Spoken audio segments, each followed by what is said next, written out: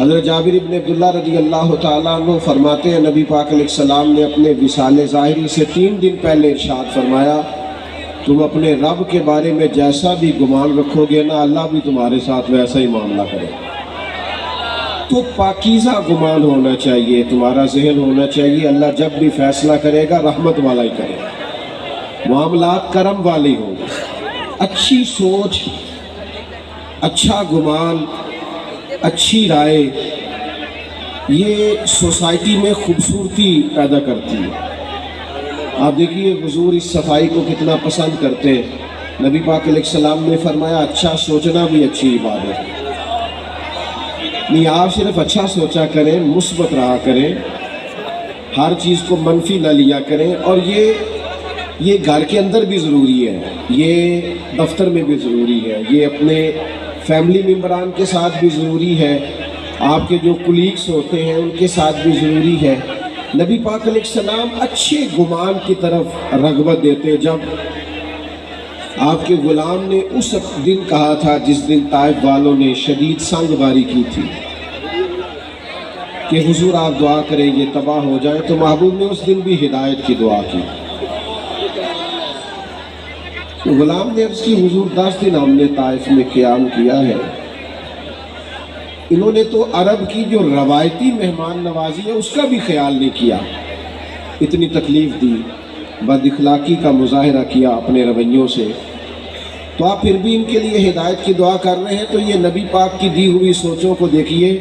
حضور فرمانے لگے یہ نہیں نہ مانتے تو مجھے امید ہے آنے والی نسل مان جائے گی. تو اتنی جلدی مایوس ہو جانا، کہنا یہ لوگ ٹھیک نہیں ہو سکتے، یہ زمانہ ٹھیک نہیں ہو سکتا، یہ معاشرہ ٹھیک نہیں ہو سکتا. محبوب تو اگلی نسل کے بارے میں بھی اچھا گمان رکھنے کا ارشاد فرما رہے. تو سب سے پہلی تو میری گزارش یہ ہے کہ اللہ کے رسول نے ہمیں سوچوں کی پاکیزگی کا سبق دیا، اور پھر اس سے اگلی بات یہ ہے کہ زبان پاک ہو. یعنی ہمارے ہاں اب لوگوں نے غیبت کا نام بدل دیا ہے، اب اس کا نام گپ شپ رکھ لیا. اب ہماری گپ شپ یہ ہوتی ہے کہ 2 4 10 بندوں کے بارے میں ہم تبصرہ کریں، یہ کرتا ہے وہ کرتا ہے، بڑا خراب ہو گیا ہے، یہ ہماری گپ شپ ہے. اتنا سخت ناپسند کیا غیبت کو، اتنا بدبودار کام بیان کیا کہ فرمایا اس طرح کوئی مردہ بھائی کا گوشت کھائے وہ اس طرح ہے غیبت کرنے والا کہ مرے ہوئے بھائی کا گوشت کھا رہا ہے. زبان صاف ستھری ہو، آپ کا انداز تکلم خوبصورت ہو. وَقُولُوا لِلنَّاسِ حُسْنًا، لوگوں سے جب بھی بات کرو اچھی کرو، آپ کے جملے پاکیزہ ہوں، آپ کی زبان طہارت والی ہو، آپ کے لفظ باوضو ہو. کچھ لوگ ایسے ہیں جو جب بھی بولتے ہیں زہر ہی اگلتے ہیں، جب بھی رائے دیں گے کڑوی کسیلی دیں گے. ان کے لب و لہجے سے جب بھی اٹھے گا معاذ اللہ کوئی نہ کوئی غلط جملہ نکلے گا. نبی پاک علیہ السلام نے ہمیں زبان کی طہارت، ایک تو حضور ہمیشہ سچ بولتے، خلاف واقعہ بات نہ کریں. حضور نے فرمایا سچ بندے کو نجات دلاتا ہے، جھوٹ آدمی کو ہلاک کر دیتا. سچ بولیں، اپنے آپ کو غیبت سے بچائیں. آپ کو کیا ضرورت پڑی ہے لوگوں پر تبصرہ کرنے کی؟ اور پھر یہ کہ جن باتوں کے بارے میں بالکل پتہ نہیں ہے، گمان کر کے لوگ غلط باتیں کرتے ہیں، گمان کر کے، اور صرف تصور میں لا کے لوگوں کے بارے میں غلط رائے دیتے ہیں. آپ کبھی میرے محبوب کا انداز گفتگو دیکھیں. رسول پاک نے جب بھی بات کی ہے تعریف ہی کی ہے. حضور کو حاجت نہیں کسی کی تعریف کرنے کی، لیکن حضور جب تعریف کرتے تو اعزاز دیتے، شرف دیتے. جناب صدیق اکبر کی تعریف بھی کی، حضرت عمر کی شان بیان، مولا علی کا ذکر کیا، سیدنا عثمان غنی کی حیا کا بیان کیا، حضرت ابو عبیدہ بن جراح کو امین امت کہا. نبی پاک صلی اللہ تعالیٰ علیہ وآلہ وسلم نے حضرت جابر ابن عبداللہ کی تعریف کی. حضور لوگوں کے بارے میں ہمیشہ خیر کا جملہ بولتے، مزدور کی تعریف کی، سچے تاجر کی تعریف کی. استاد کے محبوب پاک علیہ السلام نے عظمت اور فضائل بیان کیے. لوگوں کے لیے خیر کا جملہ، پاکیزہ بات کرنے کا محبوب ہمیشہ سبق دیتے. امتی کو چاہیے تو اس بات کو سمجھے، اپنی زبان کے نشانے پہ نہ رکھے ہر وقت کسی نہ کسی۔ اور تیسری بات جو سب سے زیادہ اہم اور سب سے زیادہ ضروری ہے وہ یہ ہے کہ نبی پاک علیہ السلام نے دلوں کی پاکیزگی پر، روحوں کی طہارت پر زور دیا۔ ہم نہ اپنا بات ظاہر خوب سجاتے ہیں، 2 گھنٹے لوگ آئینے کے سامنے کھڑے رہتے ہیں، اور اب چونکہ کیمرے چلنے ہوتے ہیں، اب تو جتنی دیر بیٹھنا ہوتا ہے، کسی محفل میں بھی لوگوں نے سیٹس کو کے بیٹھنا ہوتا ہے، تصویریں جو بنتی ہیں اور خیر سے اسٹیٹس جو لگتے ہیں اور بھی کئی مصیبتیں ہم نے یہ ساری گلے ڈال لی ہوئی ہیں اللہ ماشاءاللہ۔ تب تو لوگ اپنے ظاہر کو سنوارنے کے لیے بڑی سخت محنت کرتے ہیں، لیکن یاد رکھ لینا بڑے اجلے لوگ، بڑی گاڑیوں میں بیٹھے لوگ، بڑے بنگلوں سے نکلتے ہوئے بھی بعض لوگ ہم نے بے چین دیکھے، بے قرار دیکھے، ذہنی تناؤ کا شکار ہے، فکری انتشار کا شکار ہے، قوت فیصلہ سے محروم ہے، سمجھ نہیں آ رہی کیا کریں، کدھر جائیں۔ زندگی کی دوڑ میں اتنے آگے نکل گئے کہ صرف دنیاوی مفادات کی جنگ نے جکڑ دیا ہے چاروں جانب سے۔ یاد رکھنا جب روحیں پاک ہوتی ہیں، باطن پاک ہوتا ہے۔ 2 چیزیں ہیں جو بندے کے باطن کو اجاڑ دیتی ہیں، 2 چیزیں روح کو اجاڑ دیتی ہیں، اور خود نبی پاک علیہ السلام نے اس کی نشاندہی فرمائی۔ حضور فرماتے ہیں 2 بھوکے بھیڑیے، یعنی بھیڑیا ویسے ہی خطرناک ہوتا ہے اور بھوکا ہو تو پھر کتنا خطرناک ہو۔ کریم فرماتے ہیں 2 بھوکے بھیڑیے بکریوں کے ریوڑ میں چھوڑ دیے جائیں تو اتنا نقصان نہیں کرتے جتنی دولت اور شہرت کی محبت انسان کے باطن کا نقصان کرتی ہے، اس کی روح کو پورے طور پہ اجاڑ دیتی، اس کا باطن پورے طور پہ بکھر جاتا ہے، لوگوں کو پتہ ہی نہیں ہوتا لیکن ٹوٹ چکے ہوتے۔ تو یاد رکھ لیجئے گا کہ روح کی طہارت، باطن کی پاکیزگی، یہ تزکیہ نفس ہے، قرآن مجید کا بنیادی عنوان ہے۔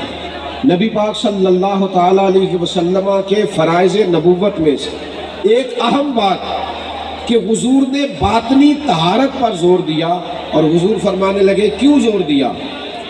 ظاہر ہے ہم سب کا عقیدہ ہے کہ ساری کائنات سو جاتی ہے لیکن اللہ تعالیٰ کو نہ اونگ آتی ہے نہ نیند آتی ہے، تو رب دیکھتا ہے، ہر وقت دیکھتا ہے، اپنے کرم سے دیکھتا ہے، اپنی رحمت سے دیکھتا ہے۔ اللہ کے حبیب علیہ السلام فرمانے لگے یاد رکھنا رب نہ تمہارے چہرے دیکھتا ہے نہ تمہاری جیبیں دیکھتا ہے، وہ جب بھی دیکھتا ہے تمہارا دل ہی دیکھتا ہے۔ تو جس چیز کو اللہ نے دیکھنا ہے اس کے محبوب نے دیکھنا ہے۔ آپ کو پتہ ہے ہمارے پاس سب سے قیمتی چیز کیا ہے؟ ایمان۔ تو ایمان کا بنیادی مرکز کیا ہے؟ دل، آپ کی روح، آپ کا باطن۔ ظاہر سے تو اونچے اونچے نعرے لگائیں، آج کل جیسے رواج ہے نا ہماری محفل میں کہ جس کا ایمان پکا ہے ہاتھ کھڑے کر لو، تو بھئی ہاتھ کھڑے کر دیں کہ ایمان پکا آپ کو کیسے ثابت ہو گیا؟ وہ ایک رنگ بن گیا۔ آپ کے باطن کی کیفیت کیا ہے؟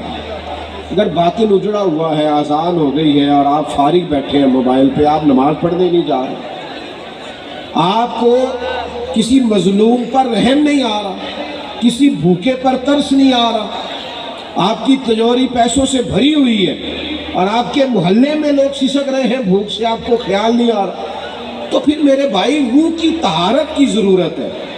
نبی پاک علیہ السلام نے جو کمال کیا ہے وہ یہ ہے کہ حضور نے انسان تعمیر کیے ہیں، انسانیت سازی کی ہے۔ نبی پاک حضور نے انسانوں کی تشکیل کی ہے۔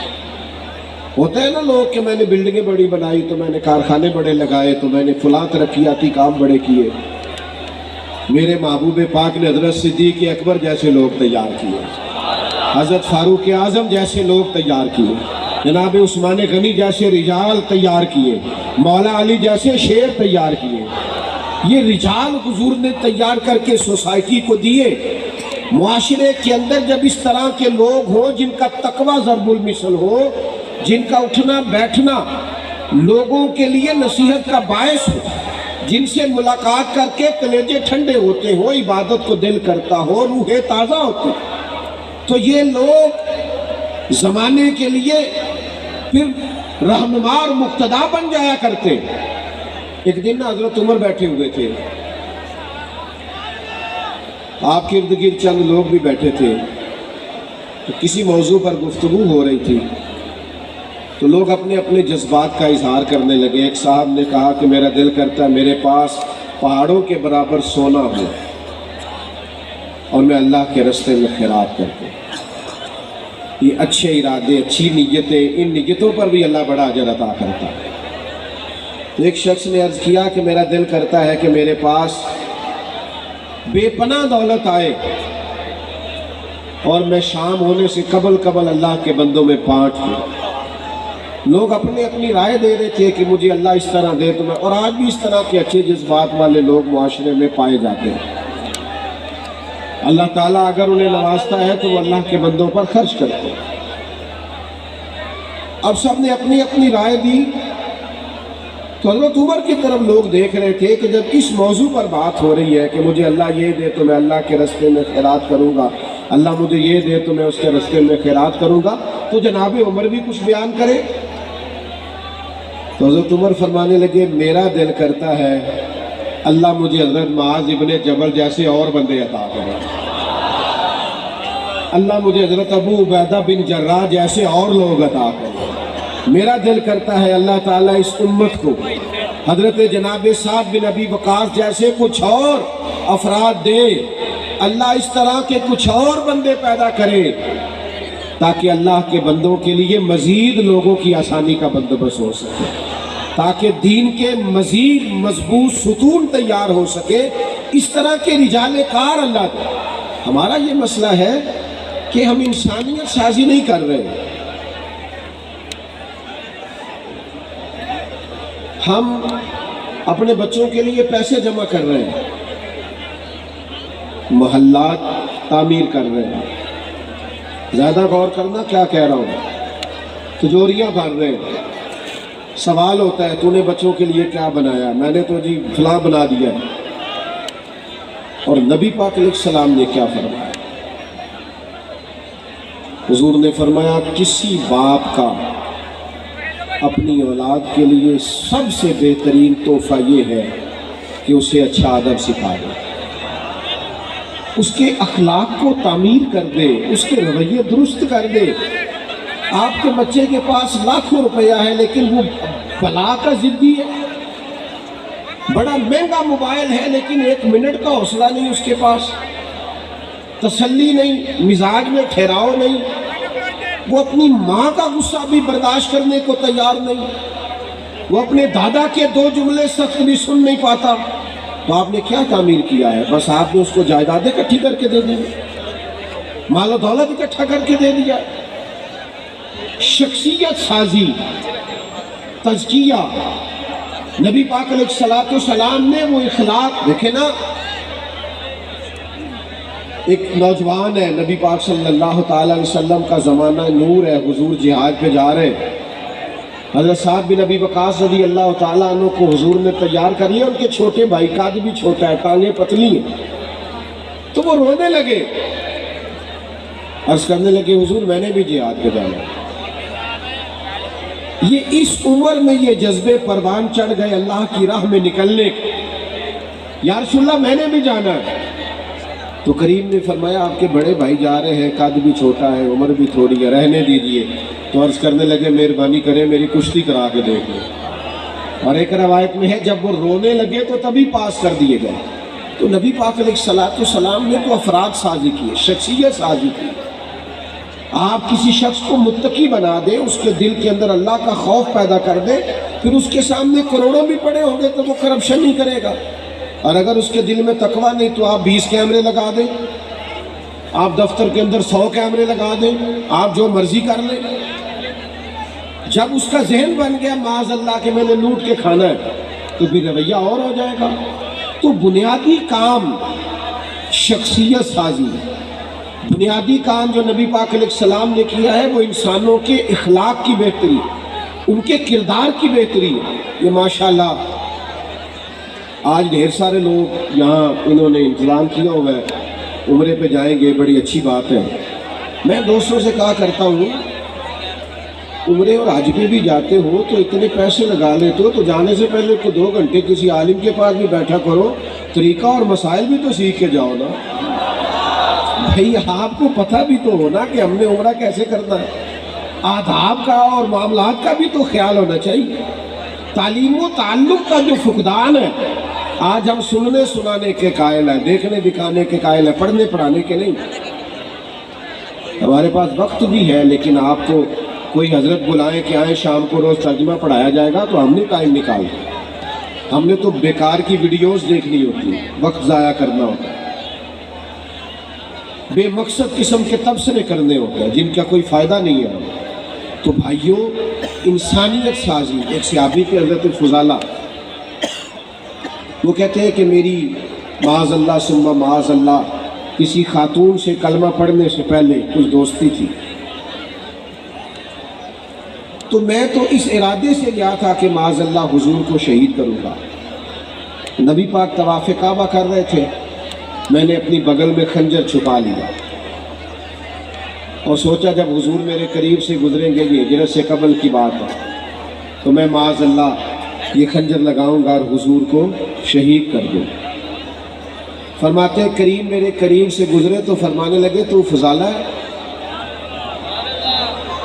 خیال آیا مسلمان نیک و بد پہچان جاتے ہیں اور محمد آدمی کے دل کی باتیں جان جاتے ہیں، تو فضالہ ہے؟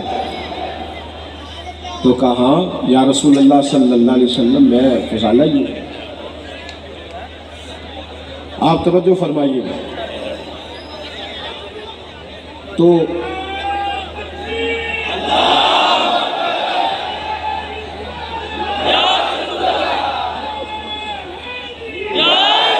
آپ تشریف رکھیں جی، کچھ نہیں ہوا، اطمینان سے بیٹھے، اللہ جزائے، بیٹھ جاؤ بیٹا، او پیارے بیٹا، اللہ تعالیٰ۔ ادھر دیکھیں میری 2 باتیں رہ گئی، آپ سن لیں۔ میں تو بڑا سادہ بیان کرنے والا آدمی ہوں، تو ٹھنڈے ٹھنڈے قسم کا خطیب جو ہوتا ہے وہ تو اس طرح تو اللہ آپ کو جزا دے۔ سنیں جی توجہ سے سنیں میرے بھائیوں، نبی کریم علیہ السلام نے فرمایا تو فضالہ ہے؟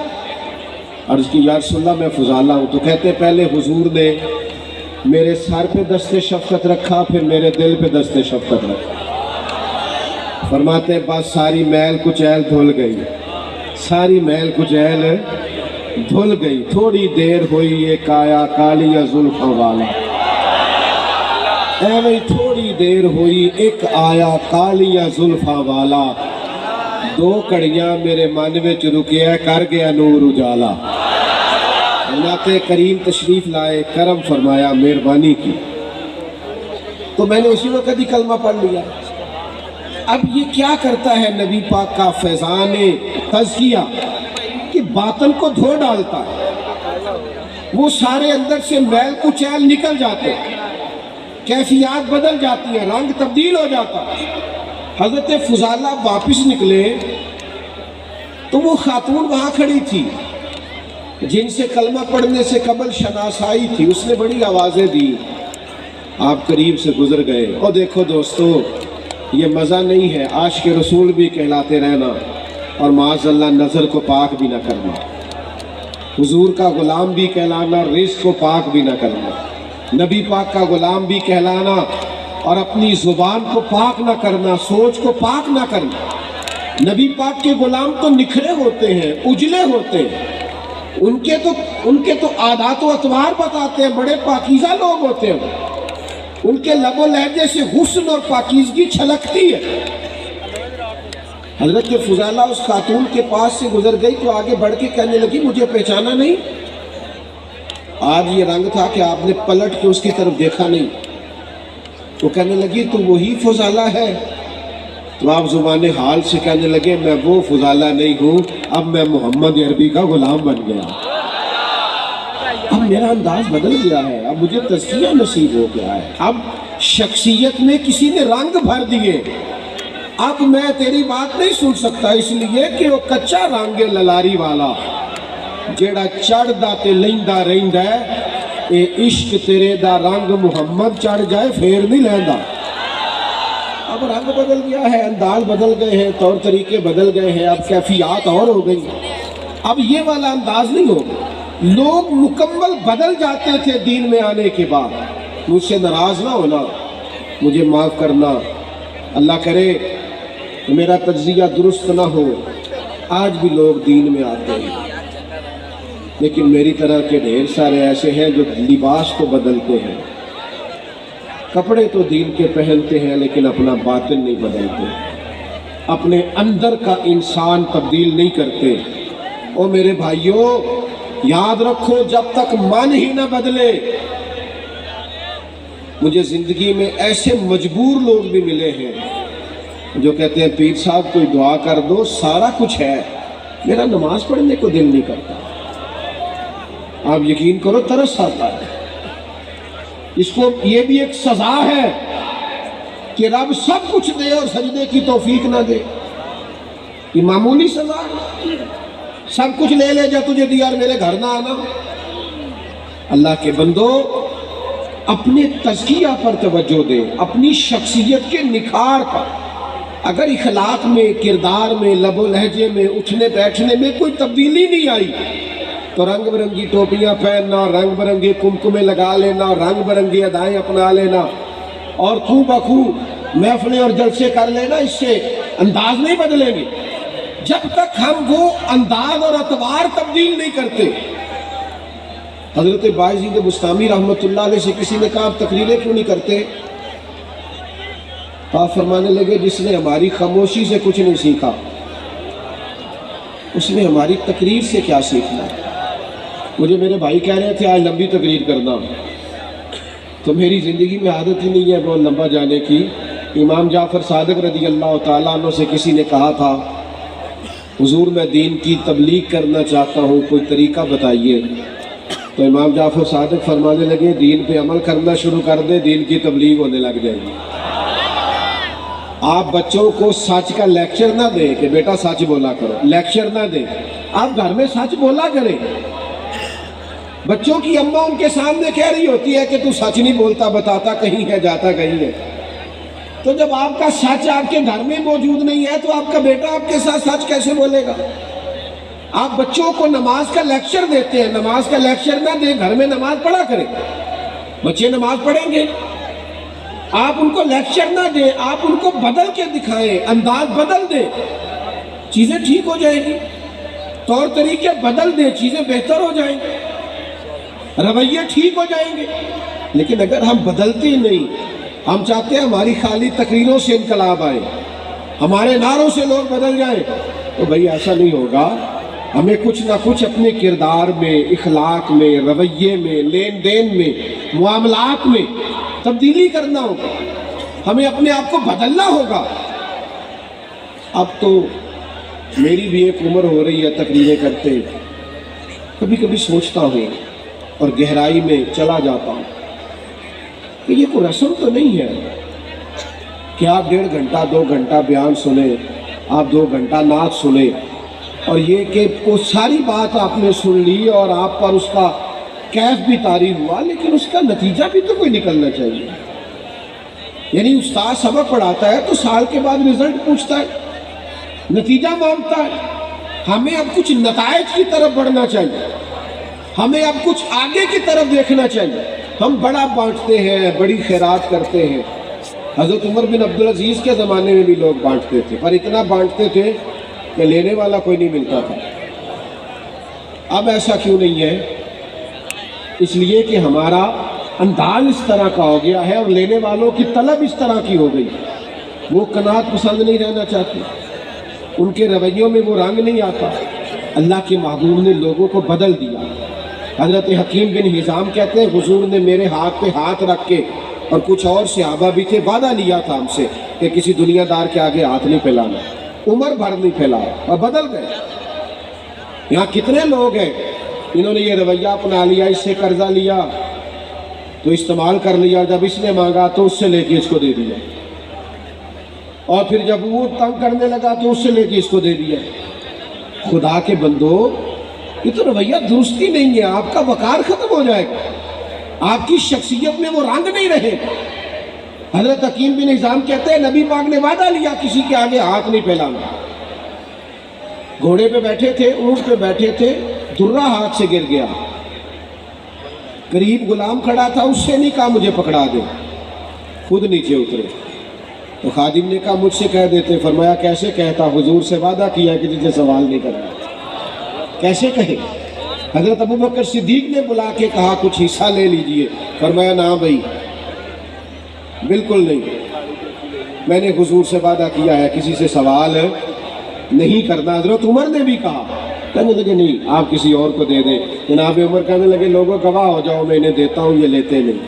اور ہمارے ہاں کیا حال ہے، اسٹیج پہ نعت ہو رہی ہوتی ہے، صدف دنیا چھڑنی پئی تے چھڑ دیا گا، دامن حضور دا چھڑنا نہیں، تے 40,000 تو 5,000 بھی نہیں چھڑنا، یہ بھی نال ہے۔ او بھائی تو دنیا چھوڑنے کی بات کر رہا تھا، حضور کی محبت کا ذکر کر رہا تھا، اور تیری نعت نے لوگوں کی آنکھوں میں آنسو پیدا کر دیے، درد آیا، اور اتنا بڑا سوز تو اتنا سستا بیچ گیا، 50-60 ہزار میں اتنی قیمتی چیز بیچ گیا جو کروڑوں اربوں سے بھی نہیں خریدی جا سکتی، اتنا سستا۔ خدا را اپنے اندر تبدیلی لائیں، اخلاقی رویوں میں، کردار میں، عمل میں، اٹھنے میں، بیٹھنے میں۔ میری ایک بات سنیں اور میں اپنی بات کو سمیٹ دوں۔ اتنی بڑی تعداد میں آپ یہاں جمع ہوئے ہیں، اور اللہ تعالیٰ ہمارے بھائیوں کو مزید توفیق دے۔ یہ اتنا بڑا گراؤنڈ ہے پھر بھی کم پڑ گیا۔ میں آپ کی خدمت میں عرض کروں گا، یہاں اٹھ کے جب آپ جائیں نا تو کم از کم ایک اپنی بری عادت باہر روڈ پہ پھینک دیں، ایک بری عادت باہر چھوڑ جائیں۔ اگر آپ غصہ کرتے ہیں تو آج غصہ باہر پھینک جائیں، والدہ کے سامنے، گھر والی کے سامنے مسکراتے ہوئے جائیں۔ اگر آپ تلخ ہیں تو تلخی پھینک جائیں، اگر آپ بلا وجہ جھوٹ بولتے ہیں تو جھوٹ چھوڑ جائیں باہر۔ آج کہیں بس حضور کی محفل سن کے آیا ہوں، آج کے بعد نہیں بولنا۔ ایک چھوٹی سی اپیل کر لوں آپ سے، چندے کی نہیں کرنے لگا، بے فکر ہو جائے، ایک اپیل کرنی ہے، کر لوں آپ سے۔ جس نے عشاء نہیں نہ پڑھی اس نے پڑھ کے سونا ہے، انشاءاللہ پڑھیں گے انشاءاللہ تعالی۔ میں نے الحمدللہ پڑھ لی ہے، بہت سارے لوگوں نے پڑھ لیا، عشاء پڑھ کے۔ جنہوں نے نہیں پڑھی ان کی بات کر رہا ہوں، وہ عشاء پڑھ کے سوئیے گا۔ اور آج نا پکا الارم لگانا ہے فجر کا، اور راتیں چونکہ لمبی آ رہی ہیں تو کوشش کریں تہجد بھی پڑھا کریں۔ اللہ تعالیٰ کی بارگاہ میں دعا کرتا ہوں جو میں نے کہا ہے میرا رب قبول فرما لے، اور بات کرتے جہاں بھول گیا ہوں اللہ معاف کر دے۔ آخر دعوانا